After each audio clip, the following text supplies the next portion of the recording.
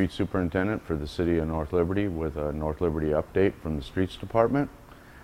Today we are standing in our new street shop maintenance facility. We just got the CO for it, 12-12-12, so we're slowly going to do a transition and moving in here. What our existing shop is 4,800 square feet with approximately 1,000 detached office space, 1,000 square feet. We're moving into nearly a 17,000 square foot office, storage, and maintenance facility. Our wash bay, we decided to do an exterior wash bay to keep the humidity away from the metal building, and that is nearly 1,800 square feet, and it's got a hot sea type gas powered heater that gives us and supplies hot water for washing the trucks and all the chemical off the trucks in the wintertime and all of our equipment. The hot sea with the hot water and detergent seems to really cut down on getting the grease and whatnot off the trucks. This is my office, Boone's office, and a common area. We have approximately 800 square feet of storage place upstairs in a mezzanine that we'll utilize for traffic signal parts, some signage, and just everyday storage. This facility is a green facility. We have return air, we have CO2 detectors, we have sprinkler systems. On a daily basis, we're still working out the kinks on it, but it exchanges the air in both the maintenance area and the storage area. It exchanges the air whatever we want. Every couple hours it'll exchange the air. When we pull in with our trucks and we have a lot of sand and salt and ice on our trucks, we'll probably bump that up to get the humidity out of the building and exchange the air maybe once every hour, once every hour and a half. With the CO2 detectors in both the maintenance and storage unit and office space, if we get any carbon monoxide, it vents it out, and when it gets up to 100 parts per million, it will actually send out an alarm. This building is pretty high tech and all to code, and we're really excited about getting moved in. Just a few weeks ago, we completed our leaf pickup season for the fall. We had 76 loads of leaves. Last year we had 86 loads of leaves. I believe that that is due to the dryness and the drought we had, and the leaves, our machine crumpled them up and turned them to dust, so we had less loads. We do have a new leaf vac compact all-in-one unit coming at the end of December. Due to the late order date and the engines coming from Caterpillar, or John Deere, I'm sorry, we won't get that until the end of December. We did have issues with our old one this year. We limped her through. We had some electrical problems and battery problems, and we apologize for any delays that we had on there, but we stayed with the schedule, and I really appreciate everybody placing the leaves out the way they did again this year. It worked out great, and we've got all of our leaves in a leaf compost pile down at the wastewater plant, and waiting for it to compost. With the upcoming snow season, if we get snow, here it is almost the middle of December and we haven't been out yet. I think that there's going to be some records broke this year for non-consecutive days without snow. That's good for the street department. Yes, we are saving overtime and hours and fuel and chemical costs in our budget, but as long as this weather stays nice, we have other things we can do, like crack sealing and patching the streets. One pallet of crack sealing material is about $1,600, and that lasts about 2 weeks, and we can do a lot of miles of cracks with that type of material in our new machine that we received a couple years ago. But if it snows, we're ready, all of our trucks and equipment's ready to go out, but if it doesn't snow, we have other things to do, and it's kind of a balancing the budget. If we don't spend it on sand and salt, we're spending it on other projects such as crack sealing and patching and concrete replacement of panels.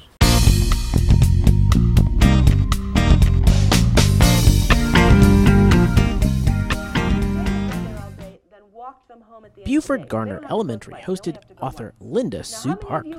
Hills Bank and Trust helped bring Park to speak. The bank also provided nearly 2,400 t-shirts for students across the district. Park talked about her popular young adult books, how she became a writer, and why kids should read every day. How many of you in here are the second oldest? Scientists have done a lot of research on the brain. Turns out that your brain is kind of like a muscle. When you use it, it gets stronger.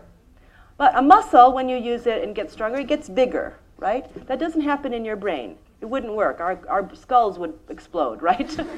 Instead, what happens is a brain builds a whole lot more electrical connections. Your brain works with electricity. There's sparks and connections. It's really cool. If you're watching a movie, a certain part of your brain will light up, will have electricity going on. It's getting stronger, that part of your brain, because you're using it.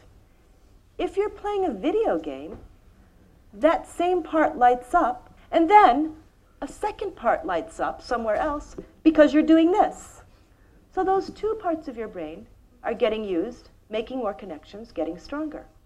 Scientists have discovered that there is one activity that you do while you're sitting down that lights up tons of part of your brain and lights it up stronger and brighter than anything else, than any other activity. And what do you think that is? Reading lights up more parts of your brain brighter and stronger than anything else you can do sitting down. So reading doesn't just make you smarter because you're learning the stuff in the book. It actually makes your brain more powerful. Now this only works when you're young, okay? If you say, oh, I'm not going to read now, I'll read when I'm a grown-up, right? It doesn't work. If you wait till then, when you read a lot, when you're a grown-up, you're just trying to keep your brain from falling apart, okay? You're not actually making it stronger. You can only do that now when you're young, all right? Now, I know that all of you are busy. You have your schoolwork. You have your activities and sports. You have your friends. You have stuff you want to hang out and do on your own. But I'm begging you, all of you, to please find a few minutes a day, every day, to read for fun, okay? To read something that you want to read, not a homework assignment, not a test, not a book report, books that you want to read because they're fun. Because if they're fun, you'll read more. And if you read more, your brain will be getting more and more powerful.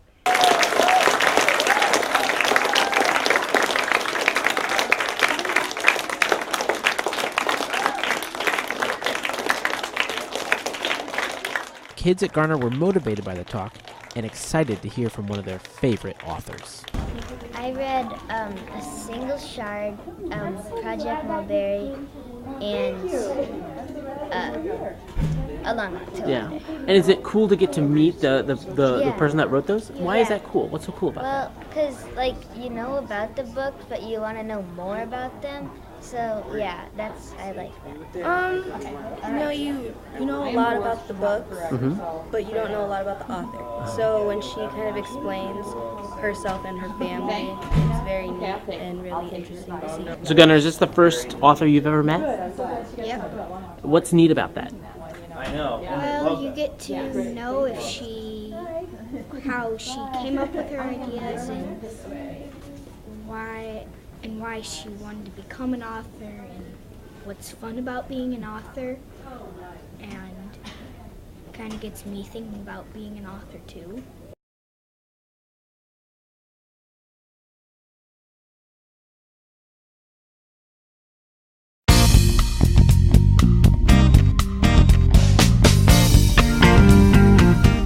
Hey North Liberty, it is time for a little face neck action again, this time around. I want to talk about snow, two different snowy topics. The first thing I want to talk about is our snow emergency ordinance here at the city. What it means is if we get 2 inches of snow, then it automatically goes into effect. Or if the mayor or his appointee declares it so, we go under a snow emergency so that we can plow the streets. You are required to not park on the street so that we can do that. If you continue to leave your car on the street, we will plow you in, give you a ticket for up to for $25 every 12 hours, or just tow you.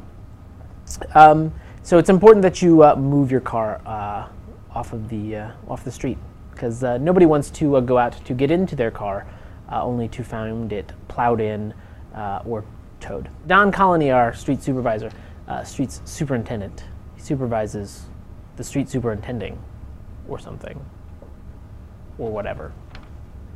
I don't know. He would also love it if you guys would, if you're right there by a storm drain, if you just poke a little hole into the storm drain so that as the snow melts, it can drain off without causing huge ice dams. That's perfect. And if you want to dig out around any fire hydrants on your property, he would appreciate that too. We all here at the city would appreciate that. And if your house catches on fire, you'd appreciate that too. The other thing I wanted to touch on today was snowmobiling.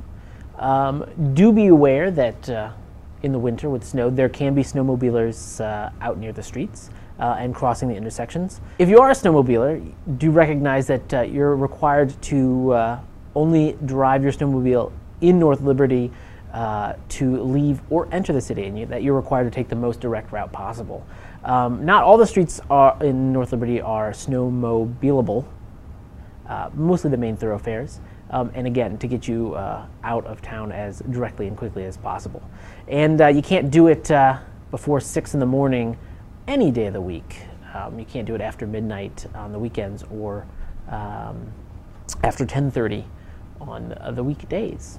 So be safe, shovel, don't park on the street, and don't snowmobile. And have happy holidays, Kwanzaa, Christmas, Hanukkah, winter solstice, whatever floats your boat. And we'll see you in the new year.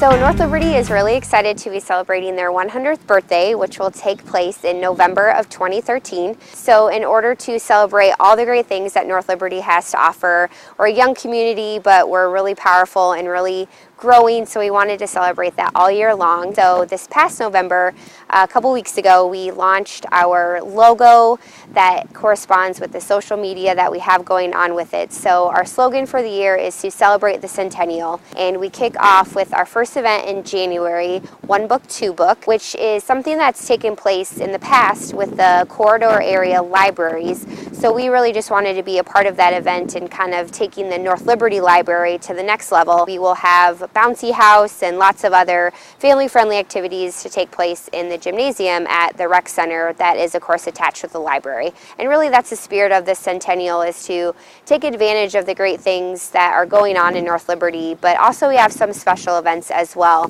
In February, where we will be encouraging the community to write a Valentine to the city of North Liberty, and we'll work on compiling all of those and sharing them with all of the community, again, through our social media outlets, Facebook, we have a website, Twitter, etc. So I think that'll be really fun for everybody to see what everyone else loves about North Liberty and maybe learn new things about the community that they didn't know about before. So to wrap up the first quarter in March, we will be having a youth talent show.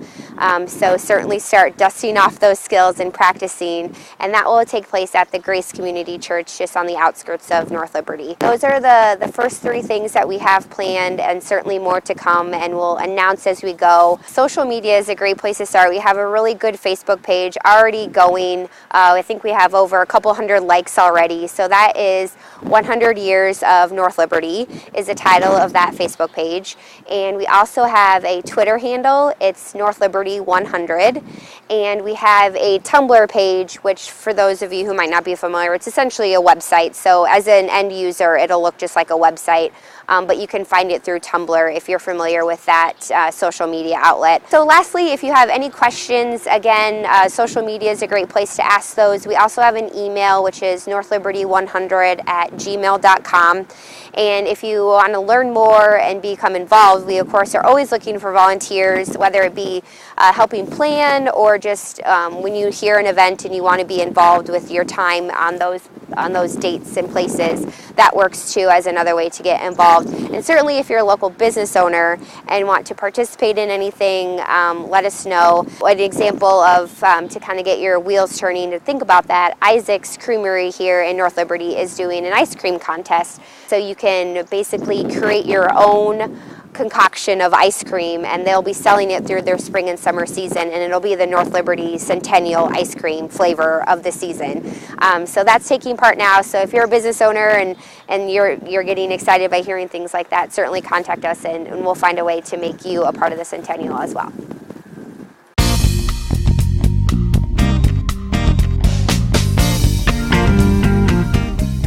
Yes, we have some new pieces of equipment upstairs, mainly all cardio equipment, but between treadmills, ellipticals, bikes, steppers, we added 12 new pieces of cardio equipment upstairs. We have not at this time taken out any of the old. We're keeping everything through our busy season, so through March, we're keeping everything up there. So definitely patrons, let us know your views on if you feel crowded or whatever. Because we want to hear that. But come March, then we might be cycling out some of the older stuff, especially like the blue Nautilus equipment. We might take those weight stations out, and then any of the cardio equipment that we have some pieces up there from '97, we may also eliminate those or start changing out on a regular basis the older equipment. Like I said, a lot of the equipment that we are placing was '97 equipment, and just with technology, everything changes. New bells and whistles. The concept's the same on treadmills, basically to run and walk on, but there are additional features as well. We did get transmitters to hook up with the TVs, a little more better reception than what we've used in the past, and so hopefully that feature will add to the users' likes on using the equipment when they're here at the facility. With all the equipment that we have upstairs, one of the things we want to hear is from patrons on what they like, what they dislike. That's how we will promote new pieces getting either purchased or changing out those that are most popular. For the blue equipment upstairs, it's the Nautilus weight stations. We're going to have probably clipboards on those pieces because we do see a few people still using it, but if there's not a lot of use on certain pieces, those are going to be the first to go. And then also with the old or new equipment, if there's features that you like, if you ever experience problems, please bring it to front desk's attention so we can resolve repairs or operations quickly and try and keep up with the demand and use of those pieces of equipment. I would say once winter hits, when people can't run or walk, enjoy the outdoors, they immediately come indoors. So hopefully all these pieces of equipment will meet that demand, because at times Monday through Friday, especially 4:30 to 9 o'clock when we close, it is our busiest time of the season, busiest area of the facility being used. We still have the track, and that is heavily used once winter hits for people that just want to walk. But again, it's nice to have that new pieces of equipment up there to meet that demand, and maybe even trigger those that are just walking to maybe start utilizing fitness equipment. The library is under construction, which is affecting our main front entrance. It's behind schedule. It was supposed to be 4 to 5 weeks. From my understanding, it is behind. But as soon as we can get at least a temporary entry, we will have that south side of the building back open. But unfortunately at that time, again, we ask all patrons come through the north side of the building, use the north parking lot instead of the south, so you don't have to walk all the way around. It will probably be a challenge as we go, just because if we happen to have a harsh winter with snow and ice and all that, we're going to try and keep the north open as much as possible, and unfortunately on busy days they might have to park on the west side of the building or on the south parking lot. So.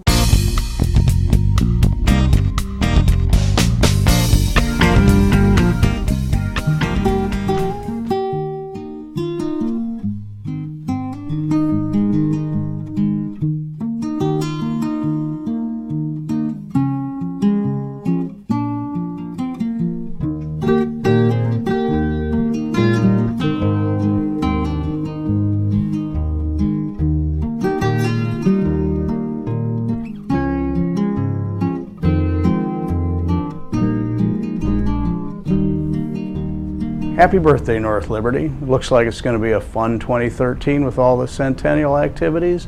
I'm looking forward to it and very proud to be a part of it.